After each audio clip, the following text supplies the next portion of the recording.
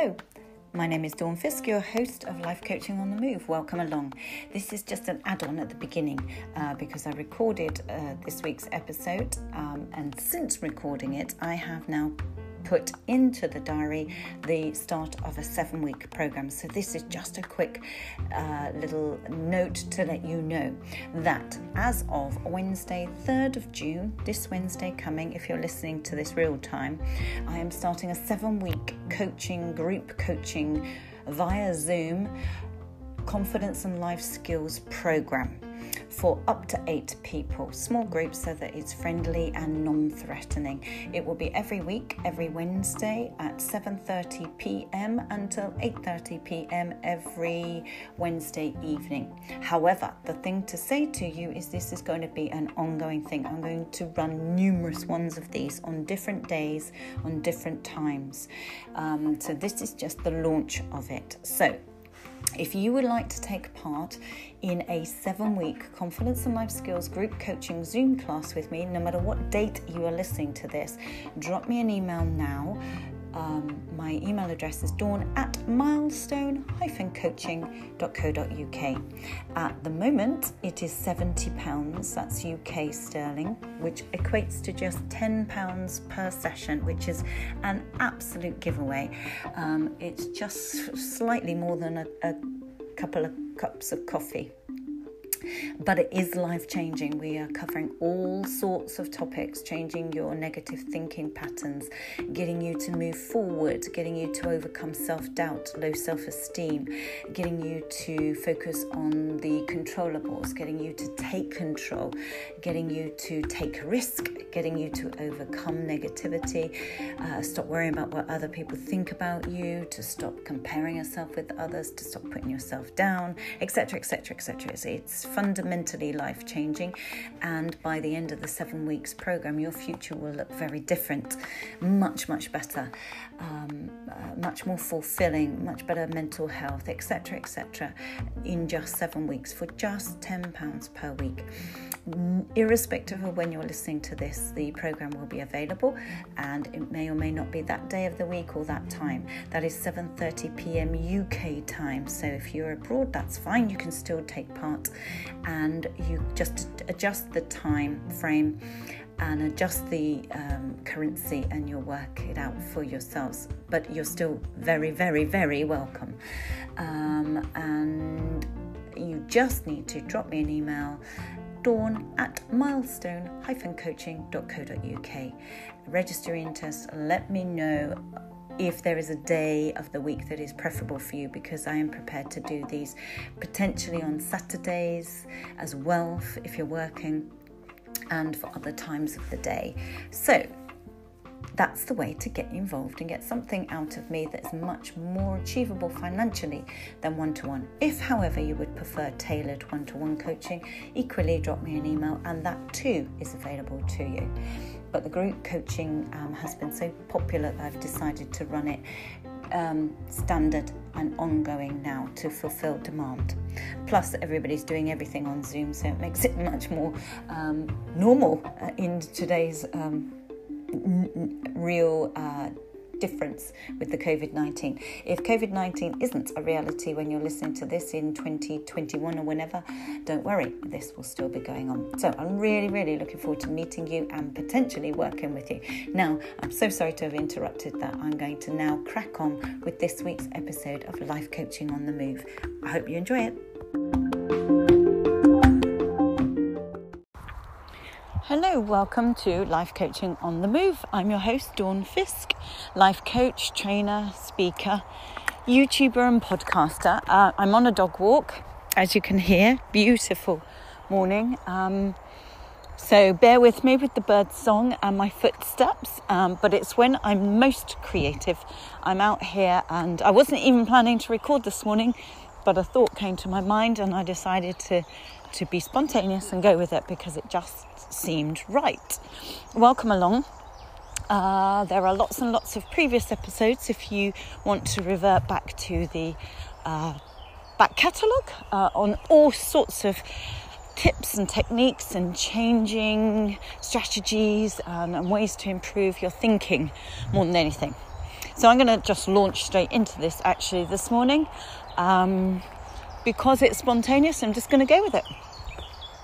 So today I'm talking about, again, about your thoughts, and I do not apologise for that because it is so important if we get the thoughts right. And by right, I don't mean that judgmentally. I mean, if we get helpful thoughts, encouraging thoughts, that's how we'll feel. I was working with a young person yesterday, and I love working with young people. I love working with the under 25s. Don't get me wrong, I love working with anybody actually, because I genuinely love seeing change and improvement in, watch them evolve and watch them progress. It's just so humbling and fulfilling and rewarding, but particularly with youngsters. And I think it's because I relate to them, young people who are struggling with confidence and self-esteem, particularly because that was me. I was so like that when I was young, so shy and self-doubting, nervous, held myself back, terrified of what others thought of me, always overthinking things, always anxious. Wouldn't let myself do anything really, wouldn't get up and dance at a wedding, or didn't go partying or clubbing, or because I didn't think I could dance. I still don't think I can dance. I'm still right about that, but I will do it now because I don't care anymore what others think. I'm comfortable with making a fool of myself, but I've never pushed myself forward when I was young. I'm not much of an adrenaline junkie in terms of heights or climbing things or parachuting or even water. I don't like white water rafting or anything, and would always hold myself back. Actually, I've just remembered I was once sent on one of these outward bound courses for work, team building type things. I was sent on numerous ones, but I remember one, and we had to, with these outside trainers, one of the activities we had to do was abseil down the side of I think it was a slate mine, something like that in Wales. And it was a sheer cliff edge that you had to kind of go over with your harness on and then abseil down into this. And there was a group of us, and I actually burst into tears. How mortifying in front of the whole group. I felt sick, I was terrified, and I point blank refused to do it. I was so scared. I was beside myself with terror. The thought of going off the edge backwards, I just couldn't do it. And I point blank refused, and so in front of the whole group, I was allocated the task of carrying all the equipment down. Slight public humiliation, but I was safe, and actually I saw that as a huge relief. But when I think back on that now, I think, would I do it differently if I had my time over again? Would I push myself? I suspect I would, because since then I've done, as I've shared with you, various things. The highest zip wire in the world I did in New Zealand, apparently, so they advertise it as. I've done the fastest zip wire in the world in Snowdonia. I did whitewater rafting on holiday with a group of friends recently, and the kids, and they booked it, and peer pressure. I made myself do it, and actually I loved it. I think it was the highlight of that holiday for me. I did the flying trapeze on a holiday once and loved it, even though I was beside myself with fear. My kneecaps were quivering, but I didn't want to teach my then young son of about 5 or 6 to be fearful. So as a parent, you kind of override things sometimes and mask how you're feeling. You don't want to put it onto the children. So actually it's quite a good thing. So when I'm working with young people who are struggling with their confidence, struggling with their self-belief, I think I just totally relate to it. And it excites me because I know that they can improve. I know they can grow. I know they can believe in themselves. I know they can learn strategies. I know they can come out of this, what felt like when I look back, a kind of self-inflicted prison. I held myself back. I kept myself trapped. And did it feel good? No, it felt awful. Did it feel safe? Yeah, it felt, I suppose, safe, but it felt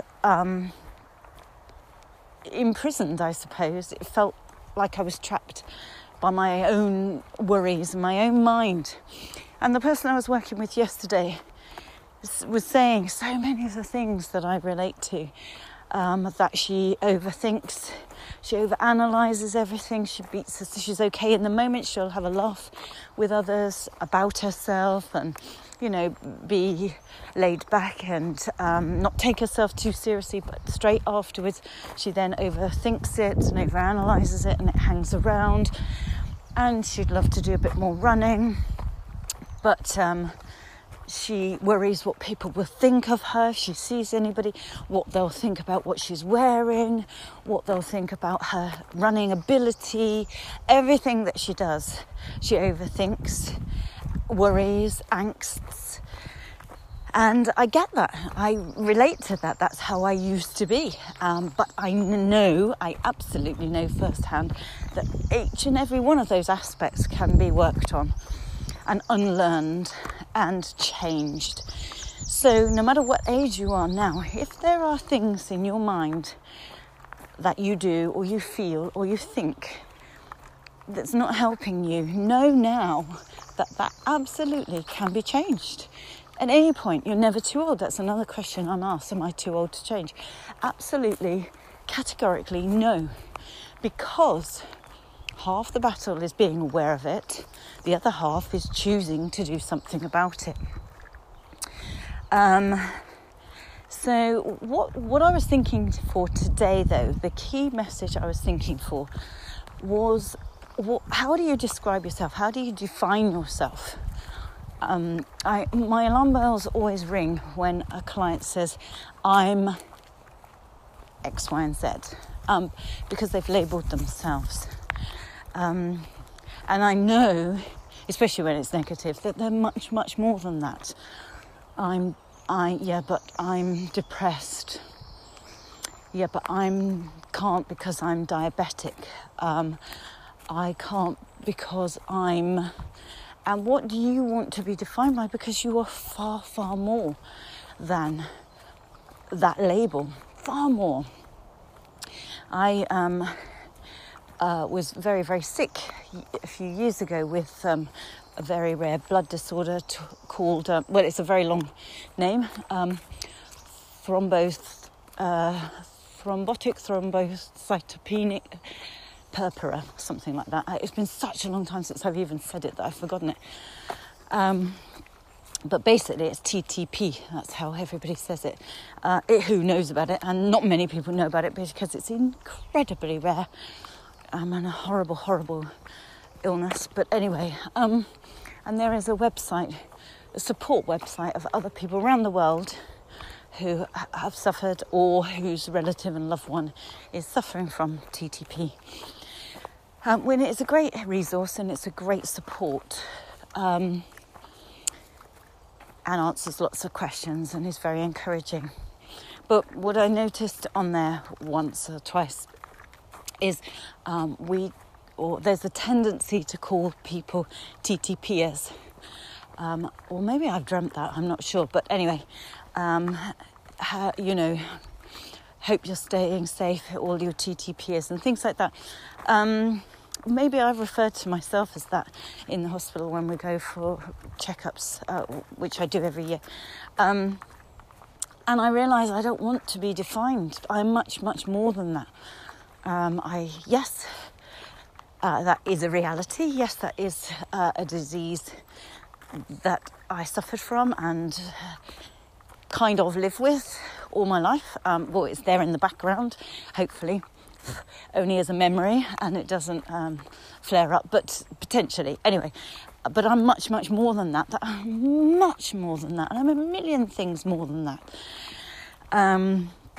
So I no longer call myself that. I don't want to define myself as that. I don't want that to be the overriding thing in my life, because it isn't. It was a time and it's an illness, but we all get ill at one point or another. We will all suffer from something, big or small, long or short, mild or dangerous. That's part of life. There are illnesses out there for each and every one of us and injuries, but it doesn't define us.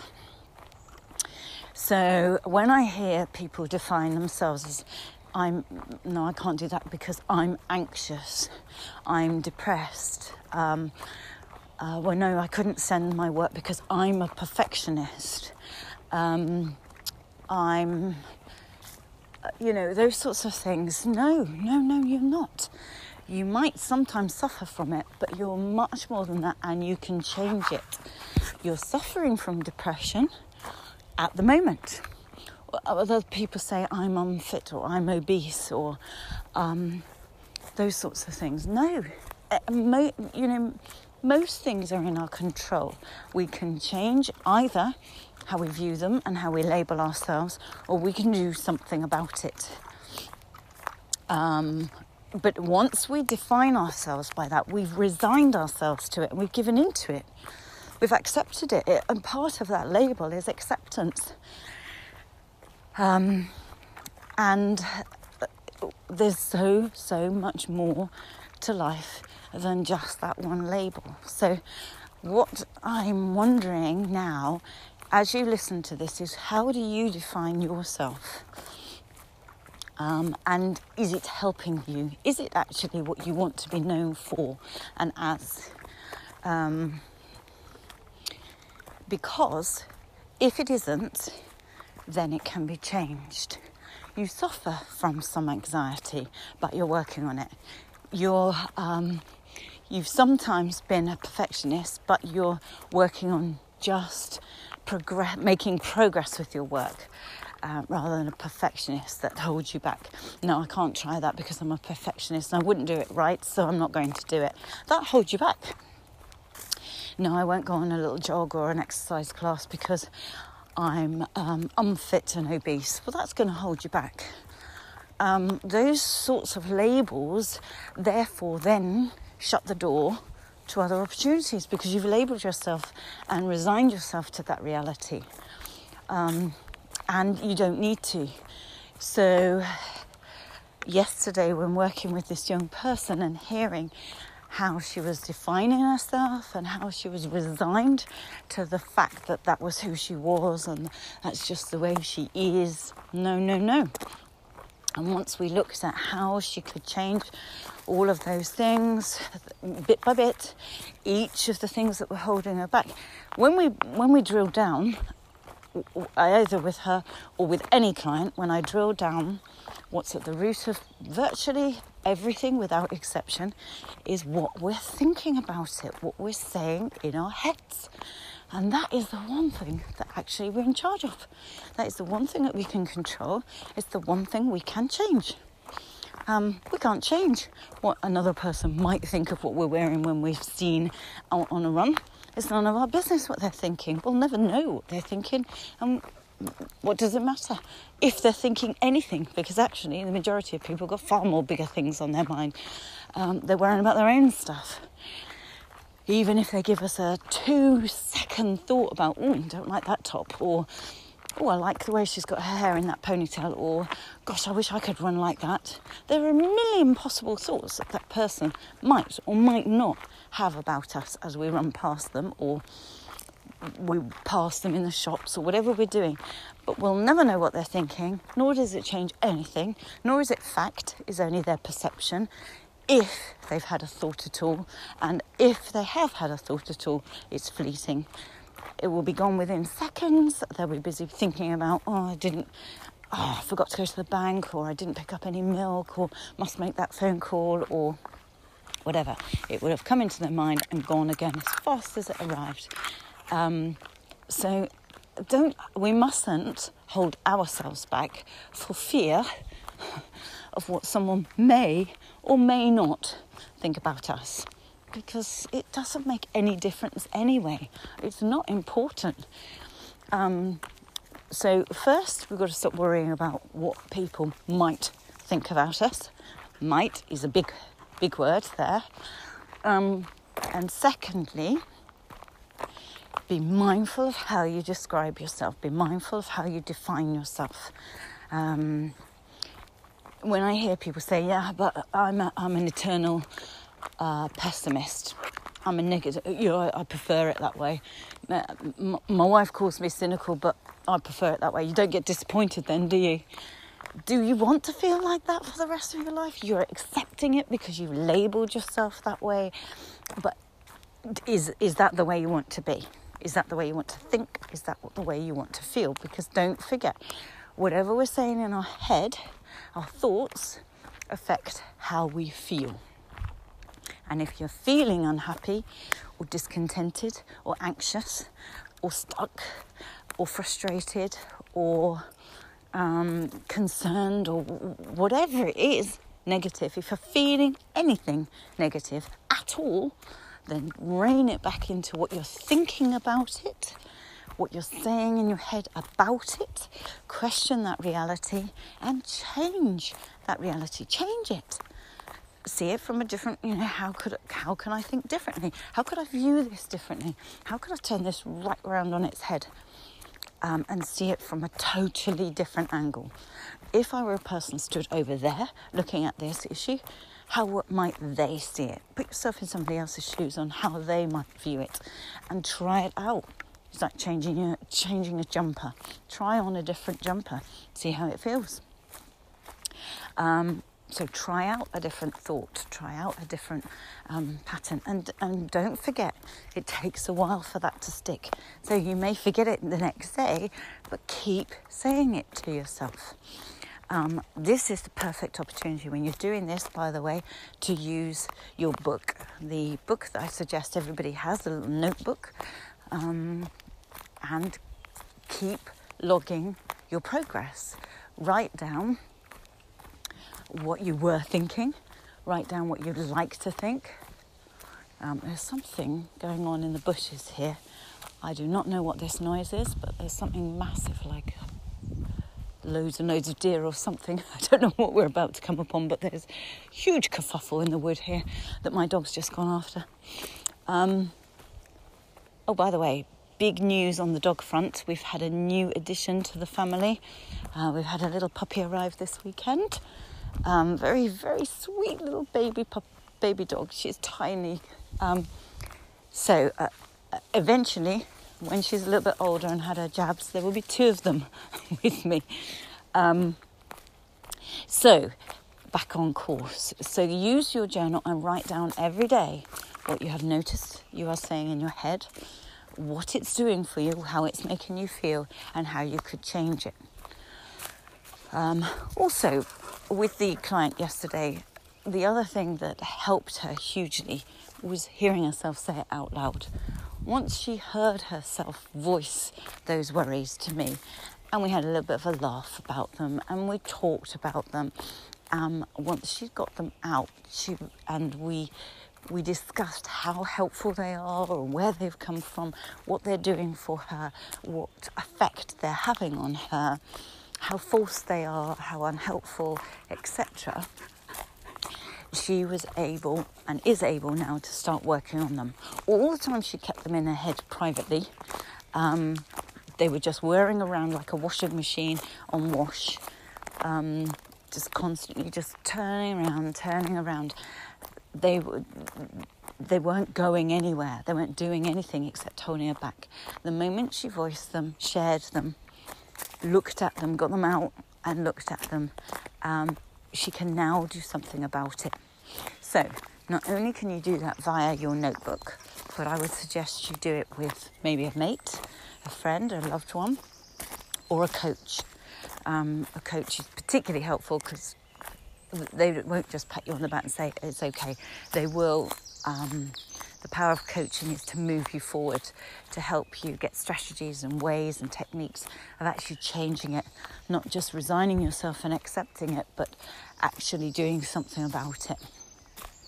So if you are, or your loved one is struggling with all of these areas that I've said, for example, that I struggled with when I was younger and don't now, although we're all human and it's work in progress, I will continue to work on this for the rest of my life, just as anybody will and should and can. And I don't often use that word should, as many of my clients know, but here I will. because you are continuing to grow, and we've got to continue to grow. As I said to her yesterday, we have to keep working on our minds and keep having a tidy up, keep having a spring clean, just as we would our house or even the garden. We wouldn't just mow the grass once in the spring and then that's that for the rest of the year. Well, some might, but the majority of people don't.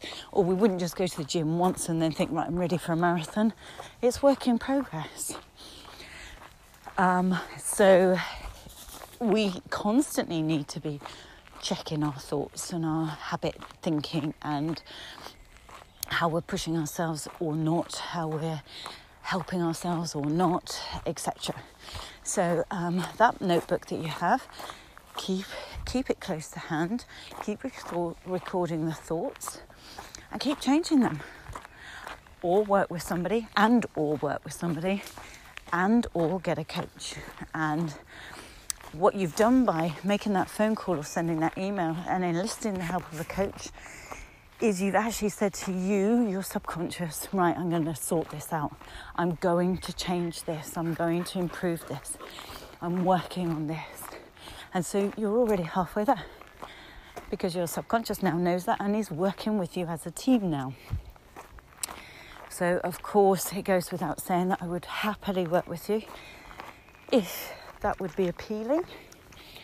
If so, if you just want to contact me and chat about how it might help, then do. You don't have to book in straight away. Just phone and we can talk it through.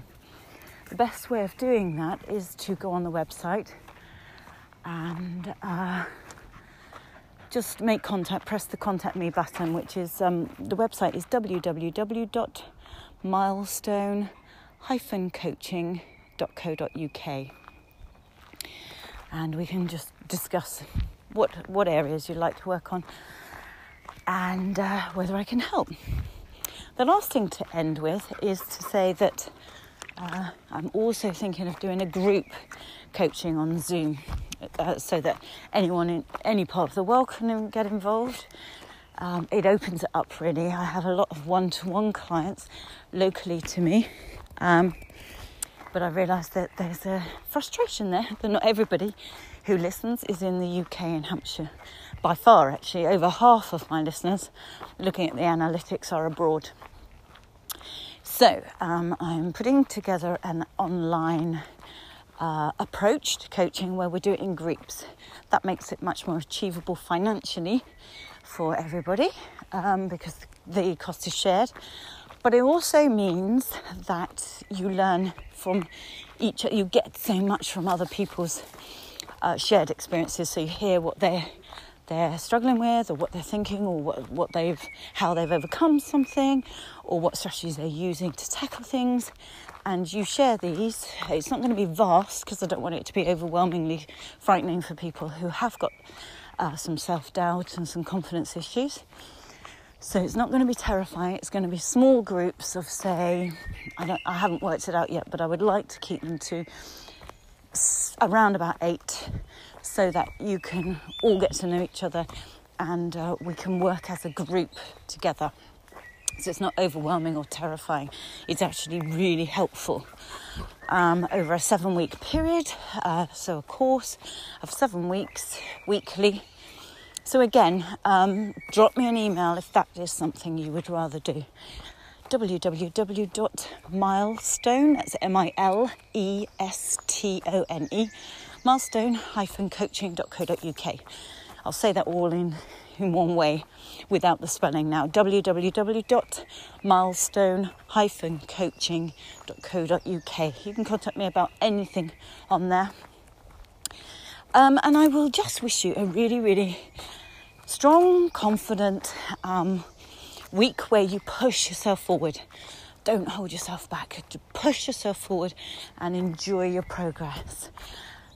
So take care, have a great week, and I'll speak to you on the next episode of Life Coaching on the Move.